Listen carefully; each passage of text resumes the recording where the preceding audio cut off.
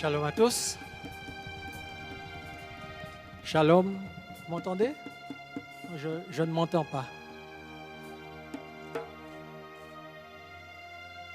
C'est vrai que le Seigneur a parlé. Le Seigneur nous a dit qu'il nous a conduits aux portes de Canaan. Il a renversé le cheval, il a renversé le cavalier, il a noyé les Égyptiens dans la mer. Il a fait des prodiges, il a fait des miracles pendant la traversée. Il nous a nourris. Il nous a donné à boire, on a eu la manne, on a eu l'eau du rocher. Et pourtant, aux portes de Canaan, il y en a qui ont fait marche arrière. Aux portes de Canaan, il y en a qui ont refusé d'entrer. Aux portes de Canaan, il y en a qui ont été animés par le doute. Et cela a même poussé les ennemis, excusez-moi, vous pouvez vous asseoir. Cela a même poussé les ennemis de Dieu à penser que le Seigneur n'était pas capable de les faire entrer. Et c'est pourquoi donc, avant de commencer mon message, je vais juste citer une parole de Jésus. Jésus a dit que votre lumière brille. Que votre lumière brille afin que ceux qui vous regardent, ceux qui vous voient vivre, puissent glorifier Dieu à la lumière de ce que vous allez refléter.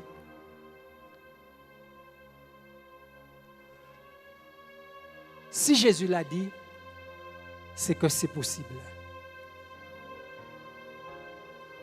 C'est possible pour nous, comme le Seigneur a dit pour Caleb, d'avoir un autre esprit. C'est possible pour nous de croire que ce que Dieu a dit est vrai. Mais c'est pourquoi aujourd'hui, ce que j'ai dit va plus s'adresser à ceux qui sont encore dans le doute. Qu'est-ce qui vous empêche d'avoir un autre esprit, un esprit différent? Quelle est la différence entre celui qui croit et celui qui ne croit pas?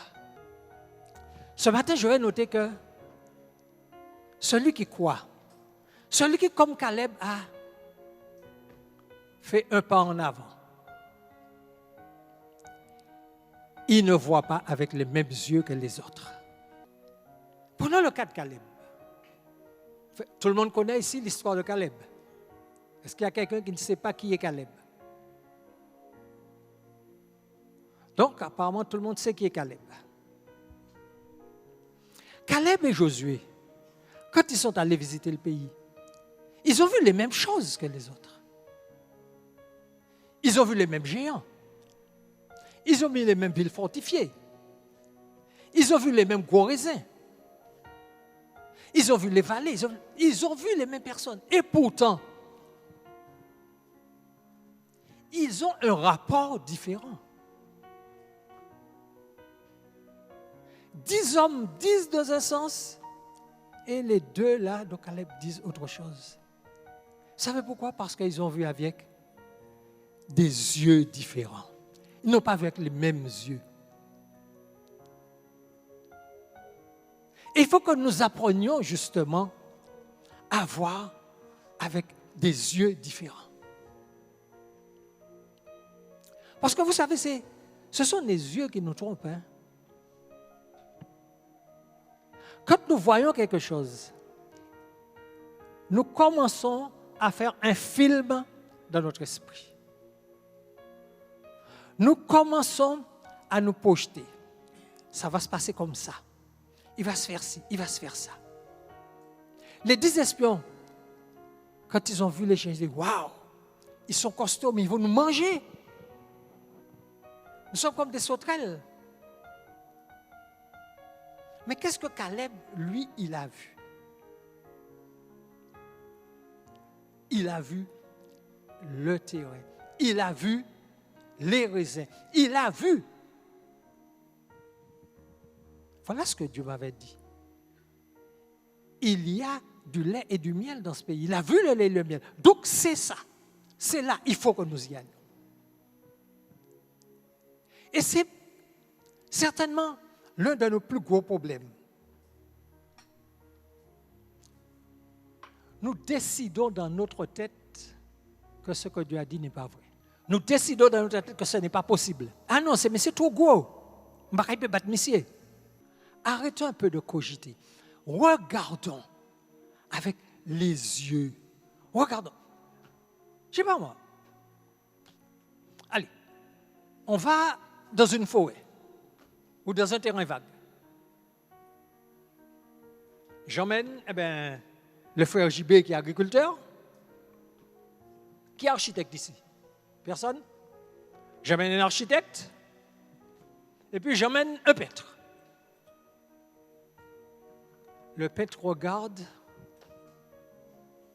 dit, je vais faire un beau tableau.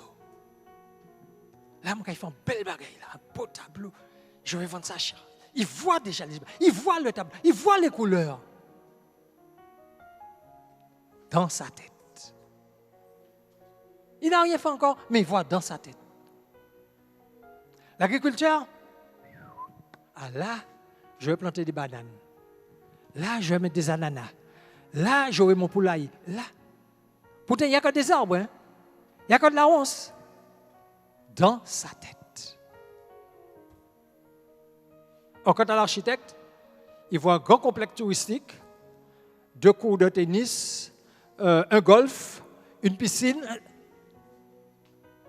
Alors, mon ami, qu'est-ce que tu vois dans ta tête? Quand tu lis la parole de Dieu, qu'est-ce que tu vois dans ta tête? Qu'est-ce que tu imagines? Qu'est-ce qui te motive? Parce que il y a la motivation. Qu'est-ce qui te motive? Qu'est-ce qui te fait aller de l'avant? Mais il y a une deuxième chose. Parce que qu'est-ce que notre ami Josué a dit? Montons. Montons. Faisons un mouvement. Faisons quelque chose. Et c'est là souvent notre problème. Dieu a dit, alors on pense, je vais m'asseoir tranquillement, un paquet de frites, un coca, et puis je vais attendre que ça tombe. Eh bien non, mon ami, il ne peut pas y tomber. Il ne peut pas y tomber. Tu as quelque chose à faire. Où est ta valeur ajoutée? Qu'est-ce que tu ajoutes? Qu'est-ce que tu amènes? Le Seigneur ne va jamais nous donner un champ labouré. Il va te donner un champ défriché, un champ travaillé. D'ailleurs, c'est ce qu'il a dit à Adam. Hein? Il l'a mis dans le jardin. Et pour ça, qu'est-ce qu'il lui a dit? Travaille.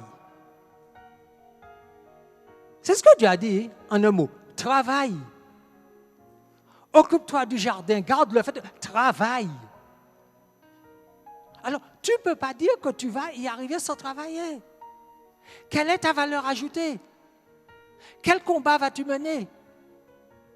Mais si tu as déjà peur de l'ennemi, tu as déjà caillé, comme on dit. Oui, où ça caillé? Qui combat il peut mener? Hein? Donc je crois que il nous faut, je résume le message, hein, je vous dis, il nous faut apprendre à regarder avec les yeux différents.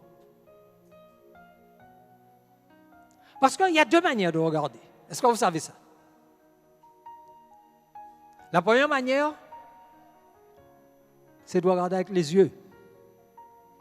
D'ailleurs, quand on n'arrive pas à bien voir avec les yeux, on va faire comment? On va chercher des lunettes. On regarde avec les yeux. C'est la manière naturelle de regarder. Mais il y a une deuxième manière. c'est regarder de manière spirituelle. Et quand on regarde de manière spirituelle, on regarde avec les yeux de Dieu. On voit comme Dieu voit. Est-ce que nous voulons voir comme Dieu voit? Oui, oui, monsieur, moi je veux. Parce qu'apparemment personne ne veut, mais moi je veux. Alors Seigneur, je prends position. Oui, je veux voir comme tu vois.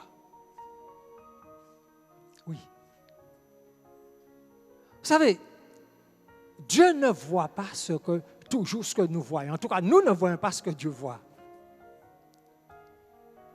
Dans 1 Samuel, au chapitre 16, je crois que c'est ça, le Seigneur dit à Samuel, va chez Isaïe.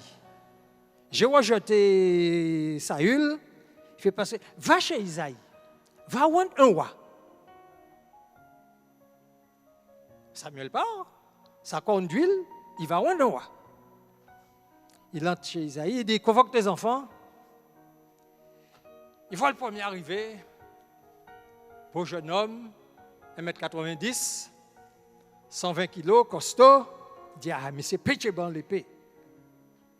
Surtout que l'autre roi, Samuel, c'était déjà ça. Et Saül, pardon, c'était déjà ça.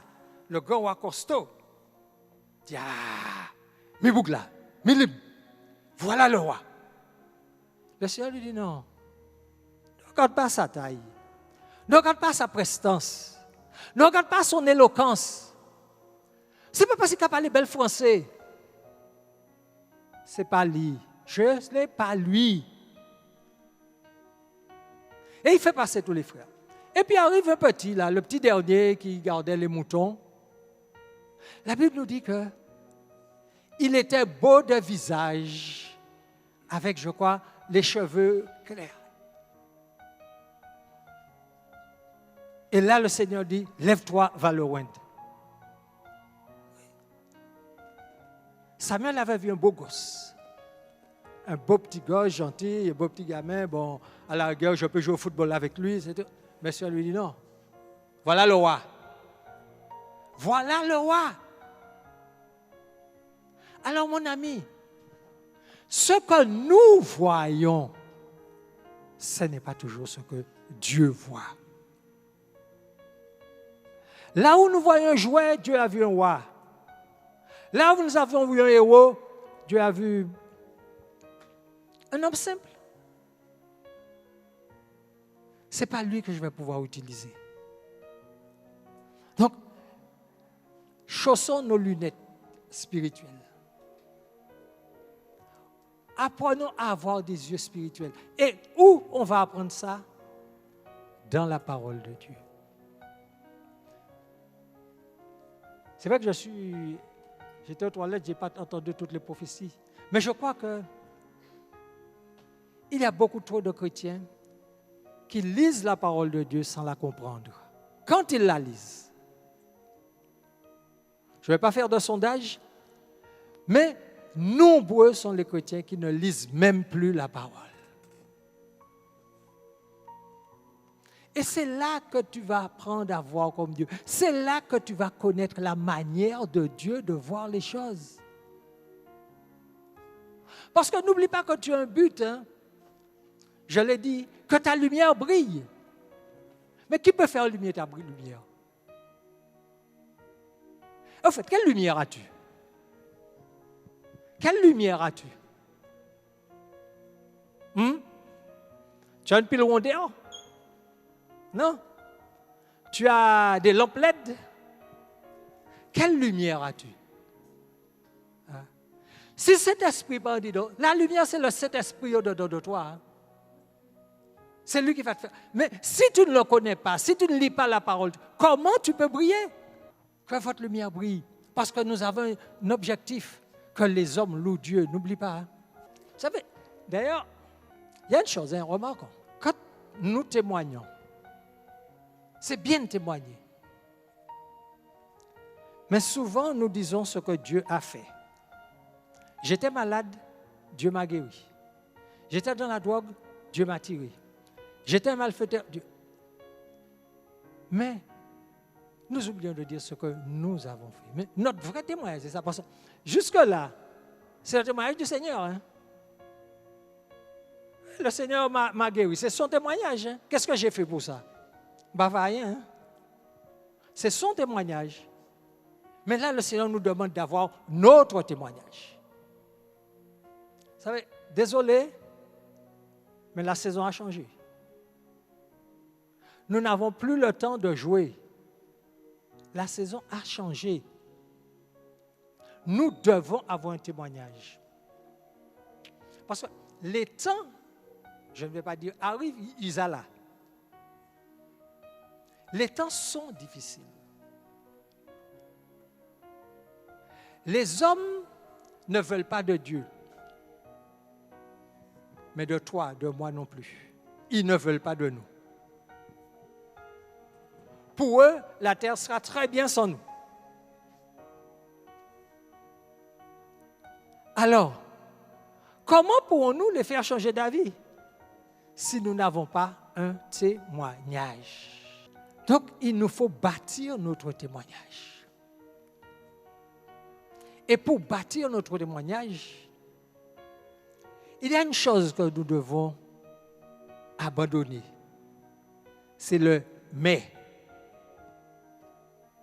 Mais, les amis, les camarades, les collègues de Caleb, ils ont dit oui, nous sommes montés dans le pays, voilà les raisins, les raisins en belle. Nous t'avons dit pour nous déporter en grappe. C'est un pays où coule le lait, le miel. Mais, et c'est là notre problème. Souvent nous disons mais. Bon Dieu dit ça, mais. Ah oui, pourquoi dis-moi ça? Mais. Il y en a même là en train de se dire, ah oui, vous parlez là, mais. Le mais. Eh bien, mes amis, le mais, c'est un tueur de vision. Le mais, c'est un tueur de vision.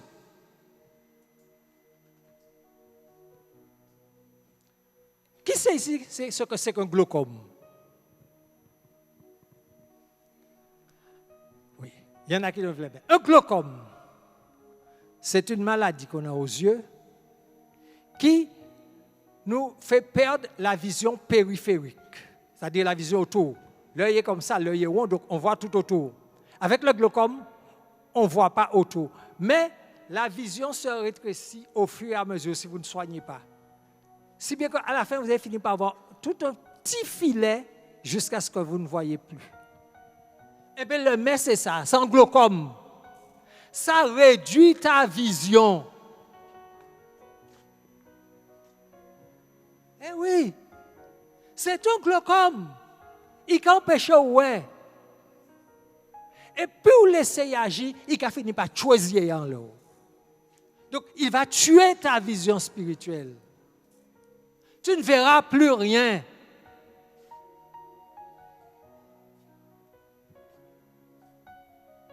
Et c'est ça ce qu'elle a dit. Pourtant, ils ont vu ce que Dieu fait. Ils ont montré. Mais, oui, mais est-ce que Dieu est capable? Est-ce que? Si mon Dieu dit qu'il a fait, c'est qu'il a fait.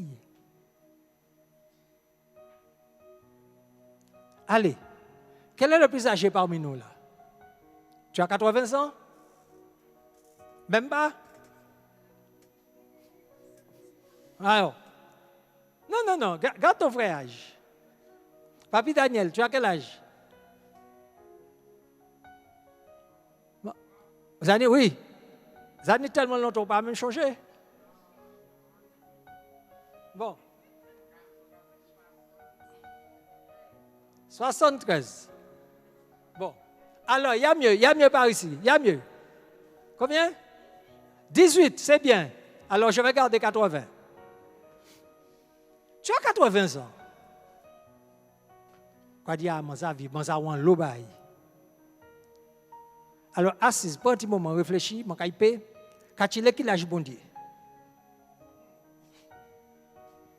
Quand il est qu'il lâche bon Dieu. Il n'a pas d'âge, mais il a un certain âge. Donc, il a déjà vu des choses. Alors, s'il dit oui, qu'il a fait, c'est qu'il a fait. Ils savent de qui c'est qu'il a parlé. Peut-être nous, et puis 80 ans, nous ne savons pas de quoi nous avons parlé. Mais lui, il sait de quoi il parle.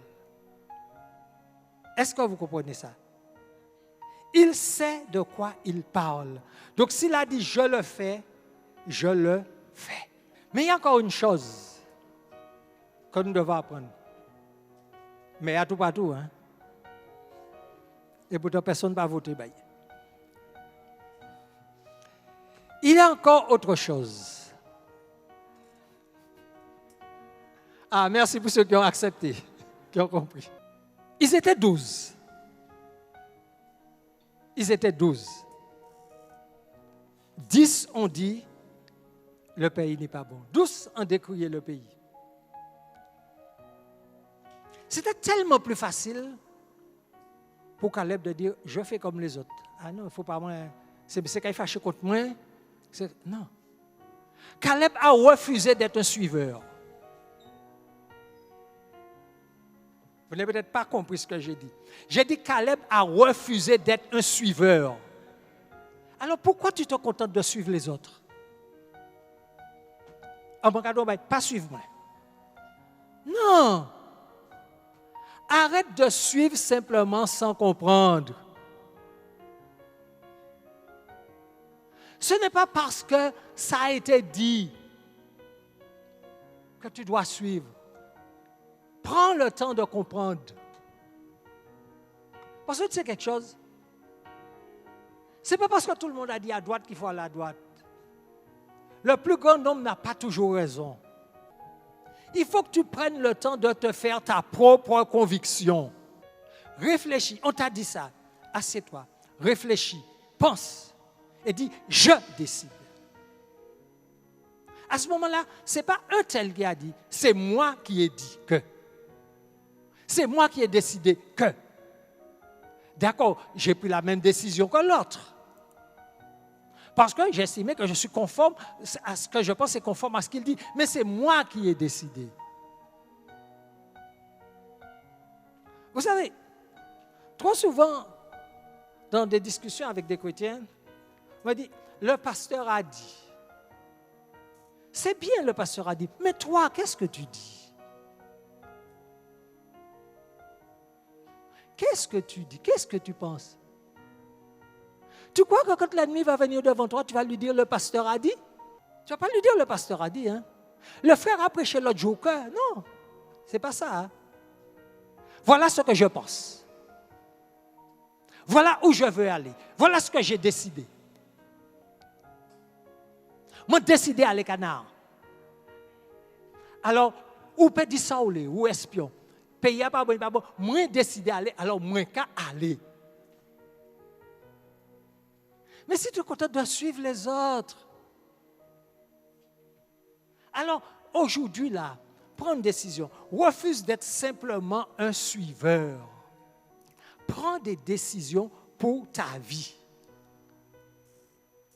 Et d'ailleurs, en préparant ce message, j'ai trouvé un écrit d'un poète que je ne connais pas. Un poète ou je ne sais même pas en fait s'il est poète, je ne le connais pas, je ne connais pas son nom.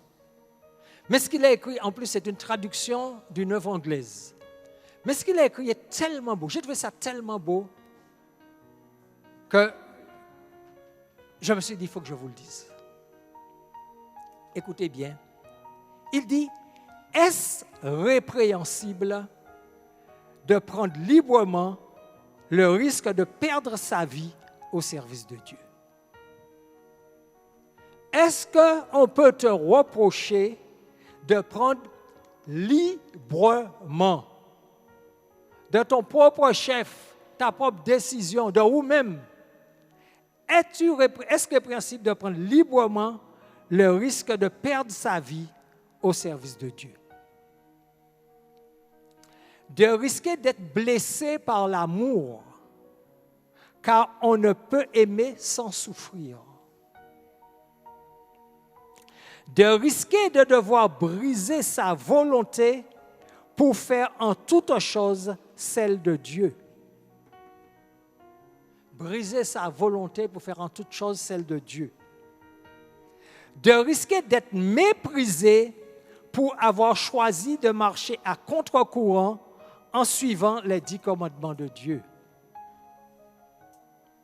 Oui, marcher à contre-courant en suivant les commandements de Dieu. De risquer de tout donner, chacun à sa mesure, pour travailler au relèvement de ce monde révolté contre Dieu. Est-ce un défaut de prendre cette décision? Nous sommes dans un monde révolté, un monde en crise. Et le déluge ne va pas tarder à s'abattre. Eh bien, mon ami, si tu ne veux pas que le déluge t'emporte, décide-toi. Prends une décision. Oui, comme il est écrit dans la toute première phrase. Peut-être que cela va te demander ta vie ici-bas. Mais si tu la perds ici, tu la gagneras là-haut. C'est un choix.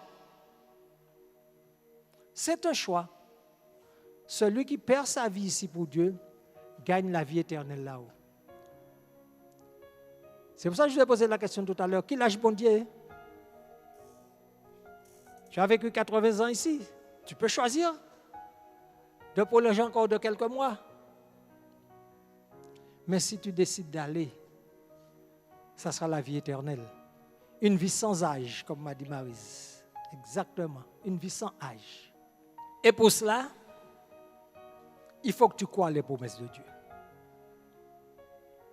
C'était le problème, ils n'ont pas cru. Ils n'ont pas cru. Le Seigneur a parlé tout à l'heure par l'intermédiaire de ta servante. On a entendu parler de la foi. Il faut que tu crois les promesses de Dieu. Mais je vais t'apprendre une chose. Croire ne vient pas sans connaître. Croire ne vient pas sans connaître. Si tu ne connais pas les promesses, tu ne peux pas y croire.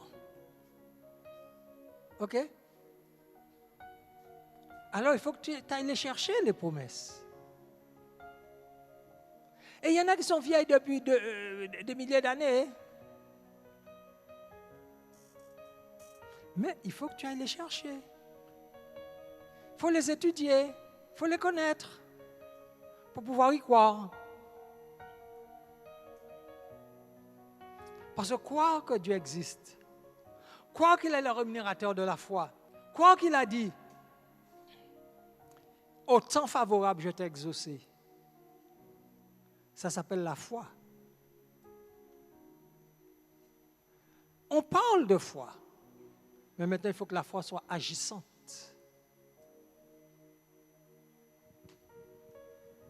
Vous savez, il viendra un temps, on raconte cette histoire souvent avant, où un gars va te pointer une arme sur la tempe, puis il va te dire, est-ce que quoi bon Dieu? Si tu ne te rappelles pas que le Seigneur t'a dit, je serai avec vous tous les jours. Qui m'a dit qu'il fait? Donc il faut croire dans les promesses de Dieu. Mais croire les promesses de Dieu, pas croire ce que nous croyons.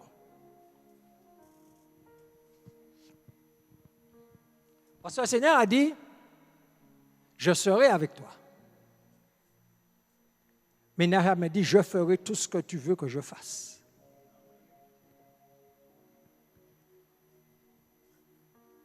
Face au pistolet, le Seigneur n'a jamais dit, j'empêcherai le gars de te tuer. Il n'a pas dit ça. Hein? Il a dit, je serai avec toi. Ça peut vouloir dire plein de choses. Hein? Ça peut vouloir dire que le gars va te tuer et il va te ressusciter. Ça peut vouloir dire aussi, tu vas mourir, mais tu iras directement au ciel, tu ne vas pas souffrir. Ça peut vouloir dire plein de choses. Mais souvent, nous disons, ah Seigneur, tu m'avais promis. Non, il ne peut pas te promettre tout ça, il ne peut pas te dire quelque chose. Mais il y a plein de chrétiens qui sont morts. Pourtant, ils avaient autant de foi que toi et moi réunis. Tous les gars qui ont été persécutés, que Néron a tué, pourtant, c'est de la foi. Ils sont morts, mais le Seigneur est avec eux. Le Seigneur est avec eux. Et c'est ce qu'il a promis. Est-ce qu'il leur promet encore aujourd'hui? Je suis avec toi. Il ne m'a même pas dit je serai. Je suis avec toi. Il est là avec toi, assis sur la chaise là. Il est avec toi dans toutes circonstances. Je suis avec toi quand tu es en esclavage. Je suis avec toi quand tu marches dans le désert. Je suis avec toi quand tu es sur le point d'entrer à Canaan. Et je suis encore avec toi dans le Canaan. Je suis. Il est l'éternellement présent à côté de toi. Mais il faut accepter de le croire. Et là, personne ne peut le faire pour toi. On pourra te le répéter, on pourra te le rabâcher, on pourra te dire tout ce que personne ne peut le faire à ta place. Crois. Et parce que tu crois, eh bien, tu vas prendre position. Caleb, il a pris position. Hein? Quand tous les autres ont commencé à dire il a dit, maman, il est là. Stop. Arrêtez. Là, ce que vous ne l'avez pas fait. Une fois qu'il a pris position, maintenant, il a commencé à encore les autres. Montons. Allons-y. Allons-y, les gars. Nous allons. Nous avons un combat, les gars. Dieu est avec nous. Allons-y. La Bible nous dit, tu vois cela là, eh bien ça sera de la pâture pour nous. Nous allons manger au compé et puis ben. C'est ça qu'il est en train de leur dire. Hein. Nous allons manger au compé et puis quand il dit c'est qu'on rigole poulet, qu'on poulet frites. Ils n'ont pas de pâture, ils n'ont pas de couverture. Dieu est avec nous. Il faut aussi que tu sois un encourageur. Celui qui a un esprit différent est un encourageur. Il encourage les autres. Et on ne cède jamais, les gars. Allons-y. On y va encore. Parce que Dieu a dit, donc il faut qu'on y arrive. Et c'est ce que j'aimerais faire pour vous aujourd'hui, là, ceux qui sont encore hésitants. Dieu a dit, les gars, il faut qu'on y arrive. Il vous dit, je suis à la porte. Il l'a répété encore ce matin. Alors, abandonnons nos peurs. La peur nous fait faire plein de bêtises. Arrêtons d'avoir peur. La peur sort de nous que c'est.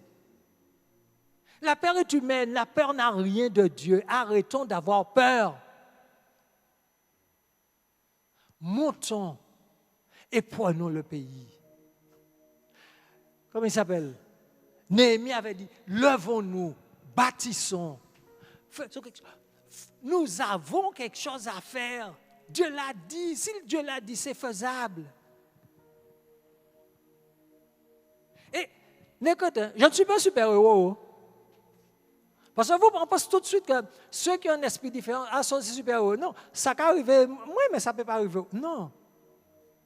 Celui qui a un esprit, ce n'est pas un super-héros, mais seulement il a appris à dominer sa peur. On a peur comme tous les autres. Hein. Vous savez, je ne sais pas moi, si un coup de couteau tombe là, ça me coupe exactement comme vous. Hein. Ça saigne exactement comme vous. Mais seulement, il faut apprendre à dominer sa peur. La peur n'est pas de Dieu. Sortons les yeux du monde et dominons nos peurs. Faisons comme il a dit, montons et gagnons le pays. Montons et gagnons le pays.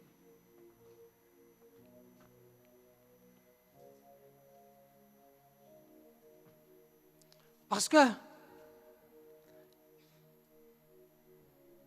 nous ne pouvons pas rester neutres. Le Seigneur nous donne le choix. Il y a deux camps. Un à droite, un à gauche. Choisis-moi, choisis le diable. C'est ce que Samuel avait dit. Arrêtez de clocher d'un pied ou de l'autre. Arrêtez d'être chrétien le lundi, païen le mardi, chrétien toute la semaine, et païen le samedi soir parce qu'il faut aller au zouk. Non. Il nous faut faire un choix. Et le choix, c'est aujourd'hui, ce n'est pas demain. Si aujourd'hui tu entends, fais ton choix. Le choix, ce n'est pas demain. Alors, est-ce que quelqu'un va se dire, je décide là aujourd'hui de faire le bon choix? Est-ce que quelqu'un va le dire? Je ne veux pas voir. Mais maintenant, si tu as décidé de faire le bon choix, mets-toi debout avec les chantres et vous allez dire au Seigneur, oui, j'ai décidé. Oui, j'ai décidé de suivre Jésus. Oui, j'ai décidé de suivre Jésus. Oui, j'ai décidé de suivre Jésus. Oui, j'ai décidé de suivre Jésus. Oui, pour toujours. Oui, pour toujours. Oui, j'ai décidé de suivre.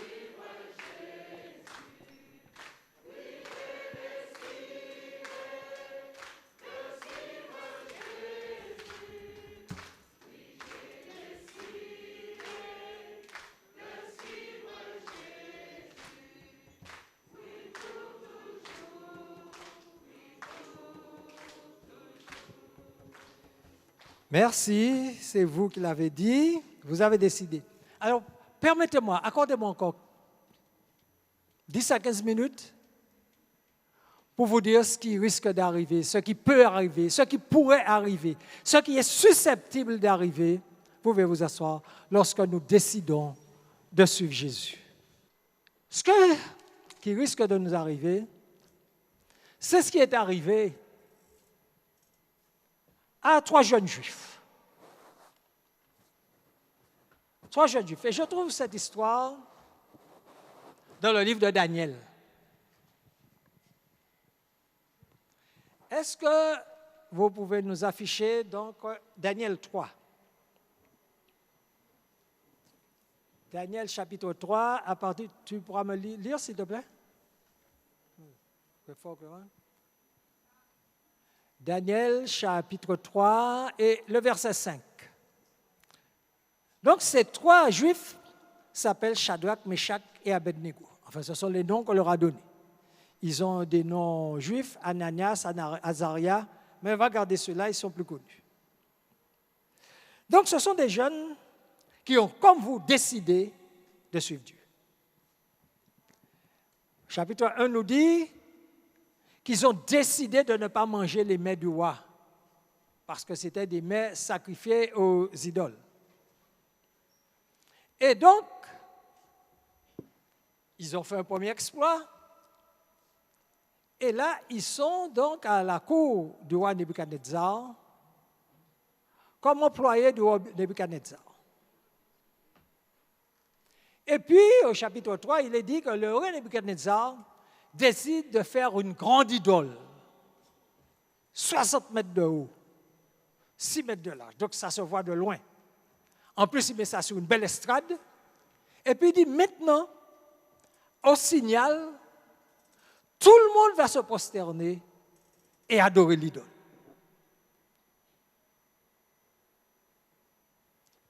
Donc, nous allons commencer au verset 5. Verset 5. Au moment où vous entendrez le son de la trompette, du chalumeau,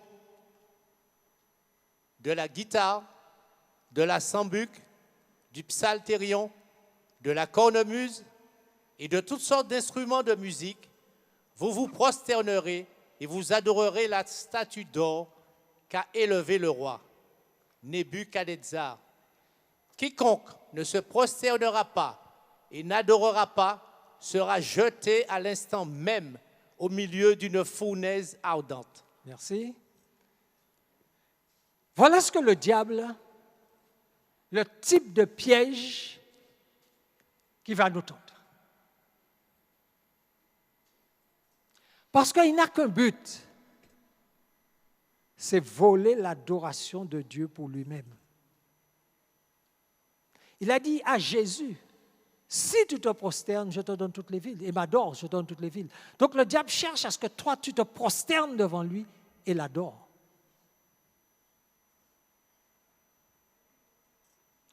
Mais, nous avons vu au verset plus loin, verset 6, il a lu le 6 rapidement. Le diable, lui, n'y va pas avec le dos de la cuillère. Hein. Jésus nous dit, j'ai mis devant toi deux chemins, la vie et la mort, choisis la vie, il te donne le choix. Mais le diable dit, si tu ne m'adores pas, je te tue. Ce n'est pas le même langage là. Ce n'est pas le même langage. Le diable, lui, il impose sa volonté. Comme m'a dit une belle soeur, Christ est gentil. Il nous donne le choix. Le diable dit non. Ou tu m'adores, ou je te tue.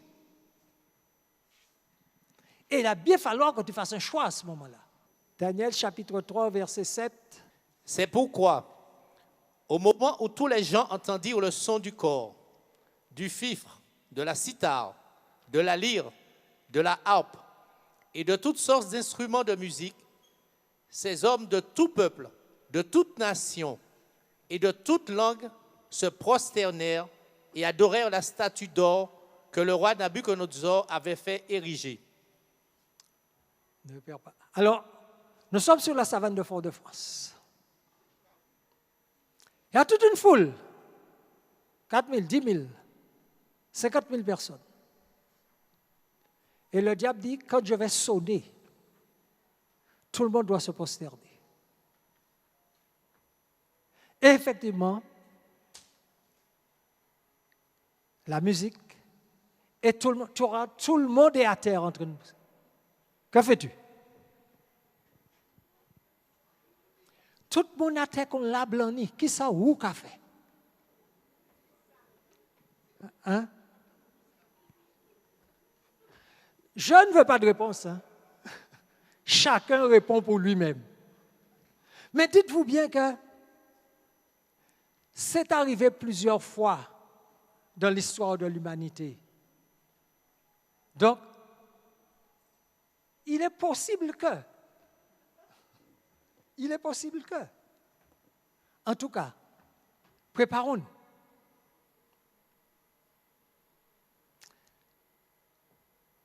Versets 8 à 12. 8 jusqu'à 12. À cette occasion, et dans le même temps, quelques Chaldéens s'approchèrent et accusèrent les Juifs. Ils prirent la parole et dirent au roi Nebuchadnezzar, « Ô roi, vis éternellement. Tu as donné un ordre d'après lequel tous ceux qui entendraient le son de la trompette, du chalumeau, de la guitare, de la sambuc, du psalterion, de la cornemuse et de toutes sortes d'instruments devraient se prosterner et adorer la statue d'or, et d'après lequel quiconque ne se prosternerait pas et n'adorerait pas serait jeté au milieu d'une fournaise ardente. Or, il y a des Juifs à qui tu as remis l'intendance de la province de Babylone, Shadrach, Meshach et Abednego, hommes qui ne tiennent aucun compte de toi, ô roi. Ils ne servent pas tes dieux et ils n'adorent point la statue d'or que tu as élevée. Tu n'étais même pas là. Mais tu vois ça. 50, 100, 200 doigts qui se pointent sur toi. Lui là, il n'a pas fait ce que tu lui as dit. Lui se traite. Lui ne fait pas. Lui. Et oui, parce que mes amis, quand tu as choisi de suivre Dieu, quand tu as choisi d'avoir un esprit différent, tu as des ennemis à tous les niveaux. Tu as des ennemis à tous les niveaux. Ce n'est pas seulement Satan ton ennemi. L'ennemi se trouve souvent dans ta famille. Je ne suis pas venu amener la paix, mais l'épée. Vous savez qu'est-ce que l'épée fait? Il tranche, il sépare. Oui. Quand tu acceptes Christ, Il y a une séparation. Et souvent, hein, là où tu es seul. Hein. Tu es seul. Et tous les doigts sont pointés sur toi. Ceux-là, là, eux. Lui, là. Et puis, regardez le genre d'accusation. Première chose, il dit, il y a des Juifs qui ne t'obéissent pas. À quel moment? C'est-à-dire que dans l'accusation, il y aura un mélange de vérité et de mensonge. Un mélange de manipulation. Parce que le but, c'est que tu sois condamné au maximum. C'est-à-dire qu'il n'y a aucune compassion, il n'y a aucune pitié pour toi. Tu es différent, il faut que tu sois condamné au maximum. Tu vois, c'est ce qu'ils avaient dit pour Jésus. Hein? Quand Jésus est passé devant le tribunal, il n'a pas eu un procès équitable. Hein? De toute façon, la Bible nous dit que les juges, les juges cherchaient des témoins à charge pour pouvoir le tuer. C'est-à-dire qu'on va chercher des témoins à charge pour que tu aies la peine capitale, la peine maximale. Et c'est pour ça qu'il ne faut pas que tu sois hésitant. Alors Nebuchadnezzar, irrité et furieux, donna l'ordre qu'on amena Shadrach, Meshach et Abednego. Et ces hommes furent amenés devant le roi. Nebuchadnezzar prit la parole et leur dit, « Est-ce de propos délibérés, Shadrach, Meshach et Abednego, que vous ne servez pas mes dieux et que vous n'adorez pas la statue d'or que j'ai élevée? Maintenant, tenez-vous prêts, et au moment où vous entendrez le son de la trompette, du chalumeau, de la guitare, de la sambuc, du psalterion, de la cornemuse et de toutes sortes d'instruments, vous vous prosternerez et vous adorerez la statue que j'ai faite. Si vous ne l'adorez pas, vous serez jetés à l'instant même au milieu d'une fournaise ardente. Et quel est le Dieu qui vous délivrera de ma main? » Oui, on arrête là. Est-ce de propos délibérés? Vous savez pourquoi il y a cette phrase, est-ce de propos délibérés? Parce que justement, l'ennemi a compris que beaucoup de chrétiens sont des suiveurs. Pourquoi fait ça là? Ce n'est pas pasteur qui doit faire ça. Ce n'est pas l'apôtre qui t'a dit de faire comme ça, ou l'ancien, ou un tel. Tu es sûr que ça vient de toi? C'est pour ça que tout à l'heure je dis, il faut que nous apprenions à ne pas être des suiveurs, à nous faire notre propre... Parce que l'ennemi, lui, il va trouver la faille. Est-ce que c'est vraiment toi qui penses comme ça? Tu es sûr qu'on ne t'a pas influencé? Tu es sûr qu'on ne t'a pas manipulé? Assieds-toi, réfléchis un instant. Réfléchis un instant. Tu es sûr que c'est ce que tu veux? C'est ça l'ennemi. Parce que n'oubliez pas que l'ennemi, lui, c'est un manipulateur. Et il sait utiliser les mots. Il sait parler français. Il sait parler anglais ou créole, ça dépend de la langue que tu parles. Hein. Il saura tourner ça de façon pour que le doute entre dedans de toi. Mais si dès le départ, tu n'es pas positionné, si tu n'es qu'un suiveur, comment pourras-tu lui dire,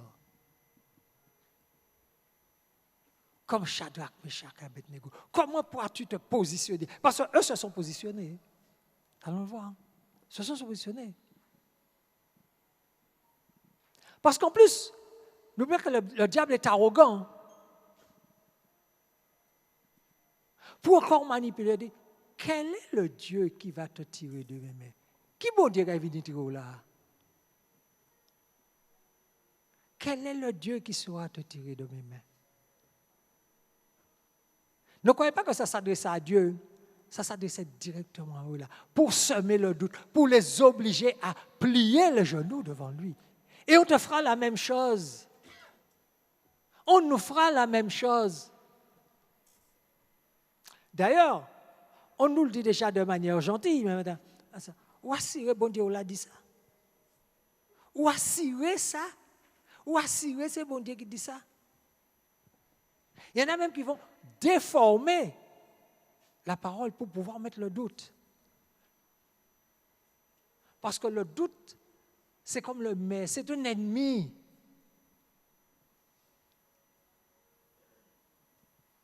Alors, voilà comment il va. Mais, il y a toujours un mais. Je vous ai dit, nos amis vont bien répondre. Regardez ce qu'ils répondent. Et écoutez bien, parce qu'il va falloir que tu aussi te positionnes. Shadrach, Meshach et Abednego répliquèrent au roi Nabuchodonosor. Nous n'avons pas besoin de te répondre là-dessus. Ça n'a pas à faire. Voici, notre Dieu que nous servons peut nous délivrer de la fournaise ardente et il nous délivrera de ta main, ô roi. Sinon, sache, ô roi, que nous ne servirons pas tes dieux et que nous n'adorerons pas la statue d'or que tu as élevée. Aïe, aïe, aïe, aïe, aïe, aïe. Quel affront. Quelle insulte pour le roi. Savoir si Dieu va me sortir de là, ça, ce n'est pas ton problème. Et comme je disais tout à l'heure, ce n'est pas mon problème. C'est le problème de Dieu. Il a dit, je suis avec toi. Le moyen, tout ce que je dois croire, mettre dans ma tête, il est avec moi. Le moyen, c'est son domaine. Il peut me délivrer comme il ne peut pas me délivrer. Il peut me sortir. C'est son domaine. Mais, sache une chose. Je ne plierai pas les genoux devant ton Dieu. Je ne plierai pas les genoux. Quel que soit ce que Dieu a décidé, je ne plierai pas les genoux devant ton Dieu. Est-ce que tu peux dire ça aujourd'hui, là? Regarder ton ennemi en face et lui dire, quel que soit ce que tu as décidé, moi je ne plierai pas devant toi parce que je ne crois qu'en un seul Dieu. J'ai une autre pensée que ça. Je dois aller plus loin parce que mon Dieu m'a promis dans mon manière quelque part et je veux y arriver. Je veux entrer dans mon Canaan. Alors je ne plierai pas les genoux devant toi.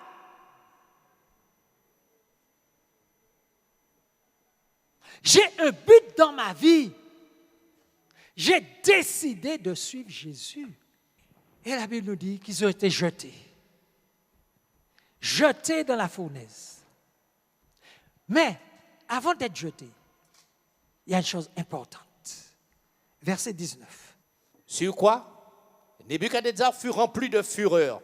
Et il changea de visage en tournant ses regards contre Shadrach, Meshach et Abednego.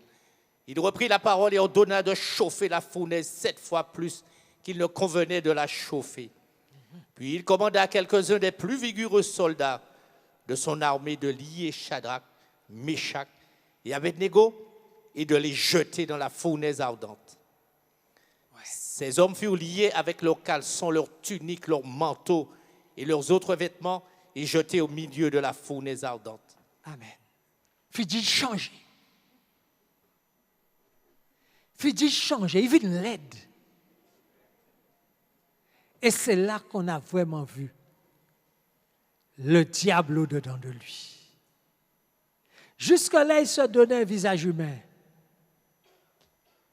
Mais devant la foi, devant la détermination de fan de Dieu, le vrai, ce qui est au fond de lui, s'est réveillé. Son visage a changé. Et ils ont vu le diable devant eux. Et il a dit, chauffer la fournaise 7 fois.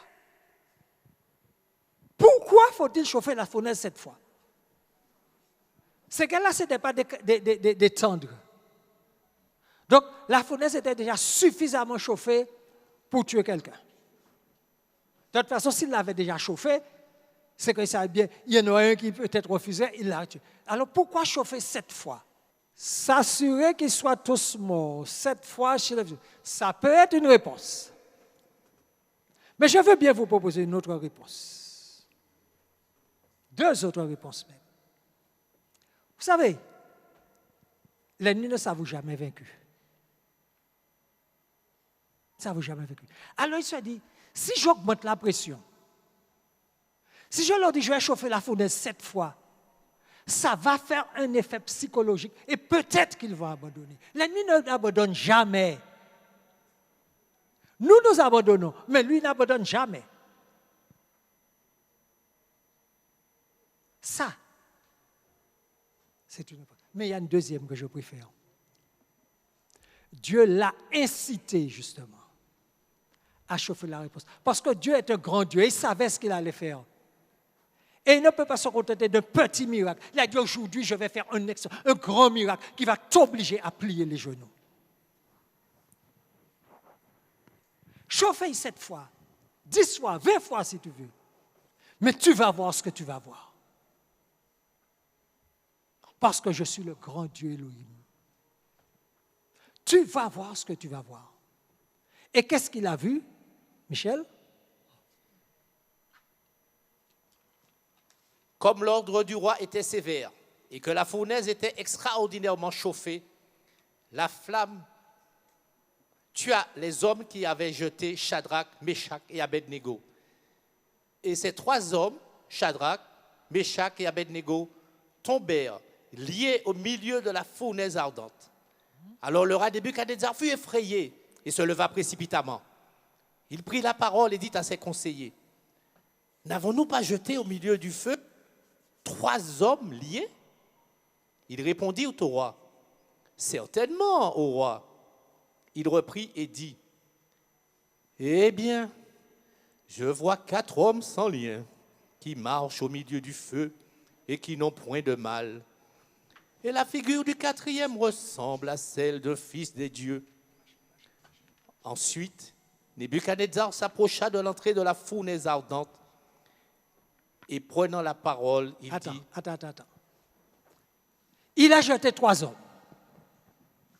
3 hommes attachés. 3 hommes liés. Et subitement, 44. Attends, c'est pas vrai, j'ai la lubie ou quoi? J'ai pas mis mes lunettes ce matin. Et Jacques, tu es sûr qu'on n'a pas jeté 3 bonhommes là-dedans? Oui, patron. Poutine 4. Le 4e, c'est qui? Et puis, regarde encore, il dit, mais il ressemble à un Dieu. Aïe, maman. Bon Dieu dit fait. Bon Dieu en dit fait et puis où? Attends, vous n'allez pas comprendre. Bon Dieu en dit fait et puis où? Dieu est dans le feu avec toi. C'est bon, les gars. Dieu est dans ton feu, là. Le feu qui te brûle. Le feu qui cherche à te consumer. Dieu est dedans avec toi. Et ce n'est pas ça qu'il t'a dit ce matin. Je suis dans le feu avec toi. Je marche dans le feu avec toi. Et non content de marcher dans le feu avec toi, tu es libre. Tu n'as plus de lien. Je suis dans le feu. Non. Ça seulement, ça suffit pour me donner la force d'aller jusqu'au bout. Dieu marche dans mon feu. Le feu ne peut pas me brûler. L'ennemi a un tas de plans, mais il ne peut rien me faire parce que Dieu est là. Dieu est comme un bouclier autour de moi. Il est un pare-feu. Dieu est une porte coupe-feu. Le feu ne peut pas t'atteindre. Est-ce que tu comprends ça? Mets-toi ça dans ta tête. Je ne sais pas dans quel feu tu es. Je ne sais pas ce que tu es en train de vivre. C'est peut-être la maladie. Ce sont des problèmes d'argent. Ce sont des ennemis. C'est même je ne sais pas moi, le kéboiseur. Mais Dieu est dedans avec toi. Maman, non. Non.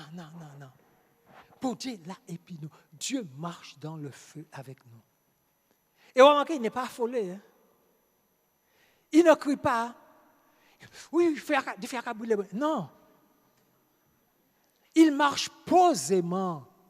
Et il prend le temps justement de montrer à son ennemi, je suis dans le feu avec lui. Chauffe la fournaise autant que tu veux. Chauffe-la 7 fois, chauffe-la 10 fois, chauffe-la 20 fois. Je suis capable de marcher dans ce feu-là. Et c'est, mon ami, c'est dans le feu que tu vas comprendre que Dieu est avec toi. Et c'est par le feu que nous pouvons entrer dans les voies que le Seigneur a choisies pour nous. Si Shadrach, Meshach et Abednego n'étaient pas passés par le feu, ils n'auraient jamais su, ils n'auraient jamais vu ce que Dieu veut faire dans leur vie. Et il en est de même pour nous. Laisse ça belle. Nous tous qu'à chanter Alléluia. Mais c'est quand nous avons des difficultés, c'est quand la maladie est là, quand l'obstacle est là. Est-ce que nous sommes encore capables? Oui, j'ai décidé de suivre Jésus. Alors, comme je te dis, je ne sais pas de quel feu tu es. Mais sache une chose, tu ne te brûleras pas. Même ton habit n'aura pas d'odeur de feu. Tout ce qui va être brûlé, ce sont les liens qui te retiennent captif. Parce que ton Dieu, c'est le Dieu de la liberté. Il t'a rendu libre. Libre, comme chantait mon bien-aimé Paul William. Libre, libéré. Oui, librement libéré. Et ton Dieu ce matin te dit, je suis venu pour te libérer. De même qu'il a dit aux Juifs, je suis descendu, j'ai entendu votre affliction, je suis descendu. Ce matin, il te dit, je descends te libérer, je descends m'occuper de ton affaire.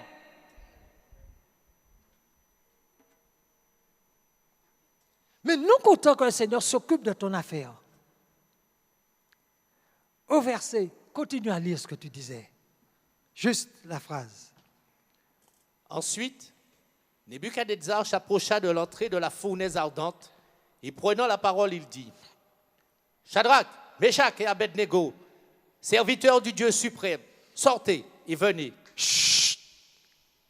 Shadrach, Meshach, Abednego, serviteurs du Dieu suprême. Diable là reconnaître qu'on c'est serviteur bon Dieu. Le diable a reconnu qui tu es. Ouais. Serviteur du Dieu suprême. Tu n'es pas n'importe qui. Tu n'es pas n'importe qui. Tu n'es pas ce que l'ennemi dit que tu es. Tu es le serviteur, la servante du Dieu vivant. Alors, non, répète, regarde-toi et puis dis-toi, je suis le serviteur, je suis la servante du Dieu vivant. Voilà qui tu es. L'ennemi va te raconter n'importe quoi. Il va te raconter tu es ci, tu es ça, tu es ceci, tu es cela. Je ne sais pas moi. Il va prendre les épisodes, les mauvais épisodes de ton histoire pour essayer de... Mais tu es le serviteur du Dieu vivant. Ça veut dire que tu n'es pas n'importe qui. Tu sers le roi des rois, le Seigneur des seigneurs. Mais est-ce que vous savez que le serviteur d'un prince est plus grand que Manon? Le serviteur d'un prince est plus grand que le simple paysan. Le serviteur d'un prince est plus élevé en autorité que le simple pécheur. C'est ça la loi des hommes. Hein? C'est ça la loi des hommes. Prenons un exemple bien simple. Notre président de la République. On a voté pour lui. Nous sommes d'accord? Mais qui a voté pour sa femme? Qui a voté pour sa femme? Hein? Pourtant, quand elle parle, on obéit. Tout simplement parce que la femme de Monsieur le Président, elle est plus grande, elle parle. Même les maires pour lesquels vous avez voté obéissent. Donc, quand tu es un serviteur du Dieu vivant, tu es assis à une place élevée. Tu n'es pas au sol. Tu n'es pas le serviteur sur lequel qu'on écrase, non, tu es le serviteur du Dieu vivant. C'est-à-dire que tu es assis, tu n'es pas au même niveau que ton maître, mais tu es juste en dessous de lui. C'est pour ça que Christ nous dit que nous sommes assis en lui, dans les lieux célestes. Toi, là, avec tes doutes, avec tes pensées, tu es déjà assis dans les lieux célestes en Jésus-Christ. Qui diable qui peut monter là? Mais non, maman, monte à trop haut pour lui. Monte à trop haut pour lui. Il ne peut pas monter là. Mais il faut que nous le croyions. C'est pourquoi dès le départ, je dis, tout est dans notre tête. Tout est dans notre tête.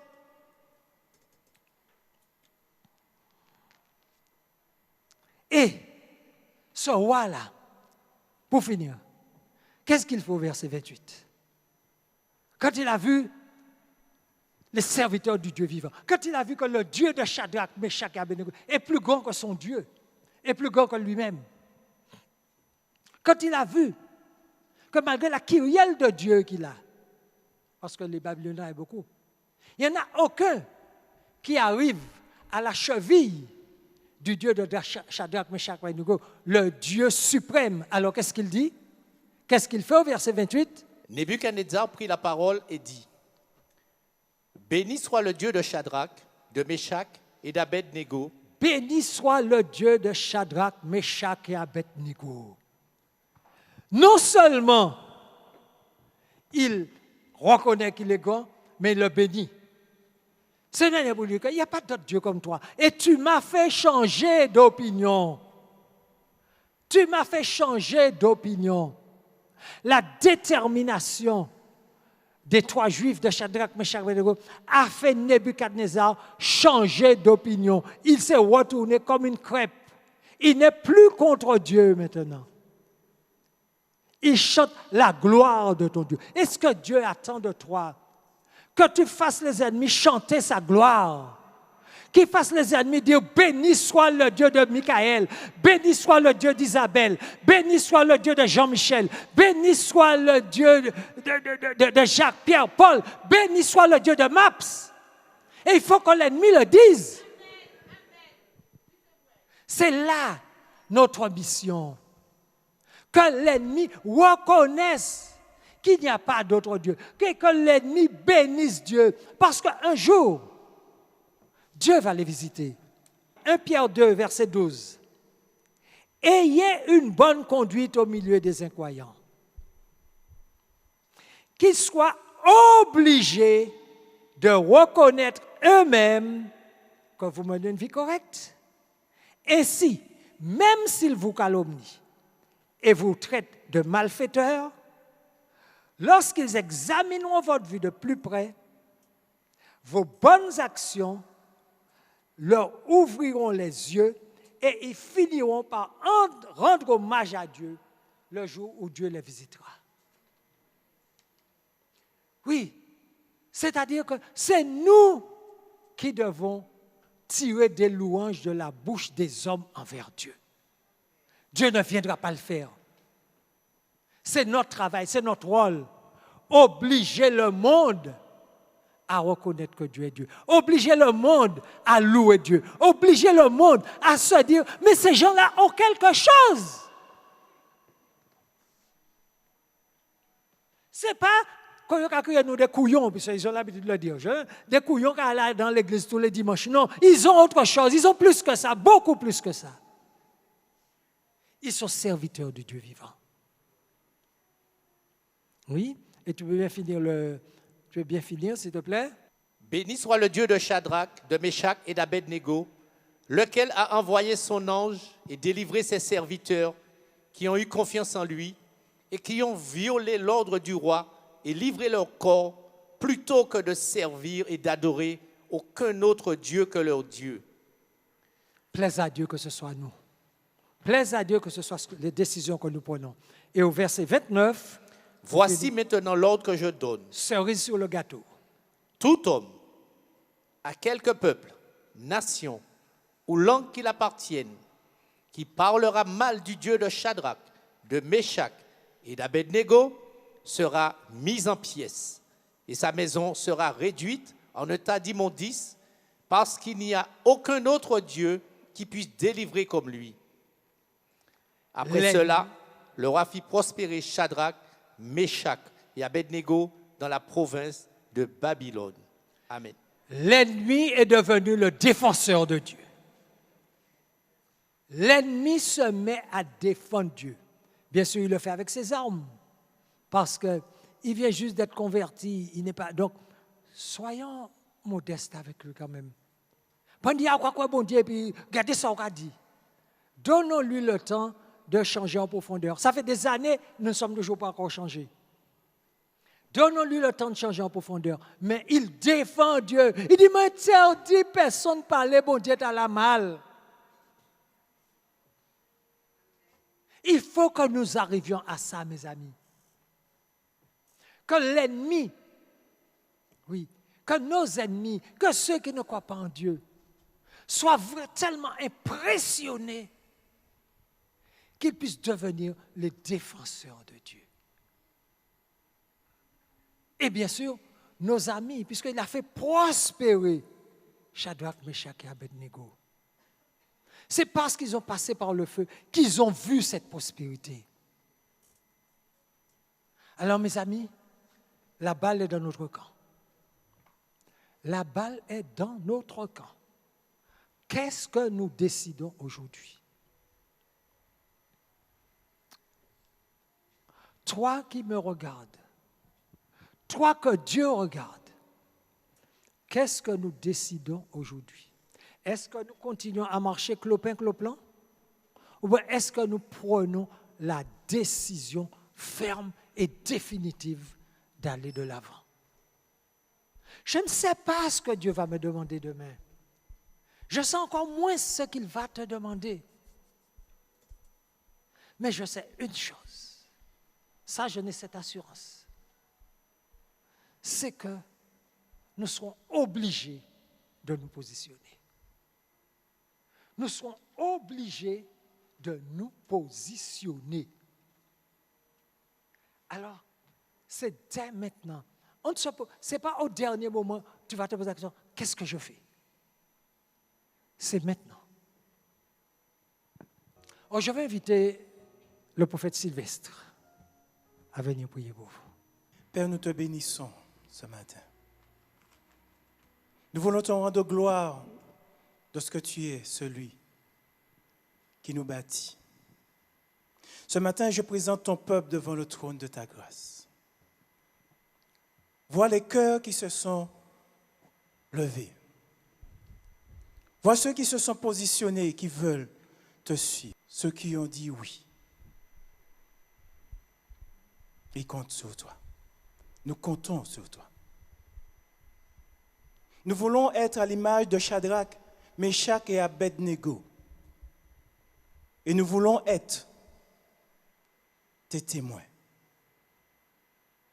Nous voulons faire fi, Seigneur, de notre vie, Seigneur, pour embraser ta vie. Pour que nous soyons au travers du positionnement que nous avons pris, Seigneur, être un témoin, les témoins que tu veux que nous soyons. Père, ce matin, au nom de ton Fils, le Yeshua Mashiach, que ta gloire se manifeste dans nos cœurs, afin que nous restions fermes, comme Shadrach, Meshach et Abednego ont été fermes, Éternel. Comme eux, nous voulons, Seigneur, que le principal soit notre positionnement et notre volonté de te plaire, Seigneur, parce que tu es le seul vrai Dieu. Nous reconnaissons par cela que tu es celui qui nous a créés, celui qui nous donne, Seigneur, à vivre pleinement ta gloire. Alors, Père, que cet engagement que ton peuple a pris ce matin, il puisse être fortifié. Qu'il puisse être fortifié, que ton peuple soit fortifié, que nous soyons tous fortifiés pour que nous puissions garder, Seigneur, cette décision, Seigneur. Et quelle que soit l'adversité, Seigneur, qui est en chemin, que nous puissions toujours reconnaître que tu es le seul vrai Dieu et que notre vie est dans tes mains. Notre vie est entre tes mains. Qui peut dire oui, Seigneur, quand toi tu dis non? Qui peut dire non quand toi tu dis oui, Père? Qui peut aller à l'encontre de ta volonté et de ta décision? Alors, quel que soit le choix que tu feras, Seigneur, que tu prendras, Seigneur, que l'on vive ou que l'on meure, Seigneur, mais que nous restions fixés sur toi. Alors que ton peuple soit béni, que nous soyons bénis, Seigneur, et que notre joie ne demeure, Seigneur, comme tu nous dis, de nous réjouir pleinement, que notre joie demeure pleinement en toi, afin que nous soyons les dignes représentants du royaume de ton règne. Alors nous te bénissons, Père, et que ce matin, ce peuple qui t'a dit oui, nous te suivons, Seigneur, que ce peuple soit béni, que ce peuple reçoive ta bénédiction, éternel Dieu puissant. Merci, au nom de Yeshua Mashiach. Amen.